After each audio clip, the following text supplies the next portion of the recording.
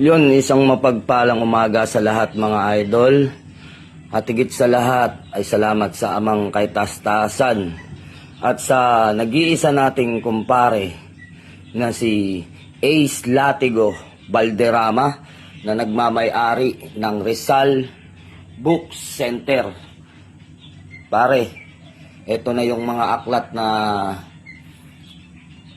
binigay mo sa akin, ipinagkaloob mo sa akin, ano? So madami-dami na pala ito, itong mga aklat na ito. So napakarami na naman akong aaralin. At doon sa mga naghahanap ng mga tunay na aral at mga aklat na walang kulang, buong buo at hinabi at nilitis ng maayos ang bawat bahagi ng mga pahina at mga letra.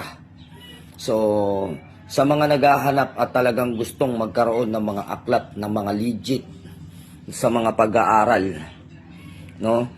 Hanapin nyo lamang ang Rizal Book Center at ang kanyang Facebook account ay Ace Latigo Valderrama ng Laguna.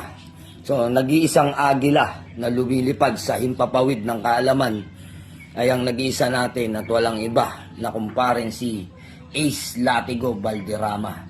So yan, sa mga naghahanap ng mga aral, napakarami nito ng pinagkaloob sa atin.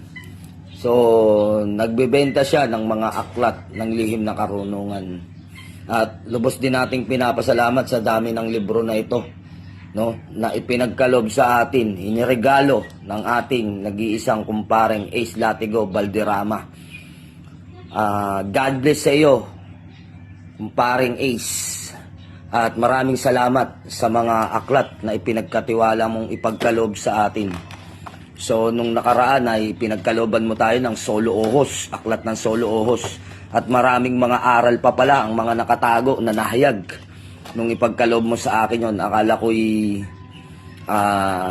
talagang yung kaalaman na mga inaral ko ay yun na yun. Ngunit, laking gulat ko nang may dumating pa ang ikatlong mata na iyong pinagkaloob sa atin tungkol sa pag-aaral naman ng third eye na may kinalaman din sa kaugnayan sa pag-aaral ng Trespico.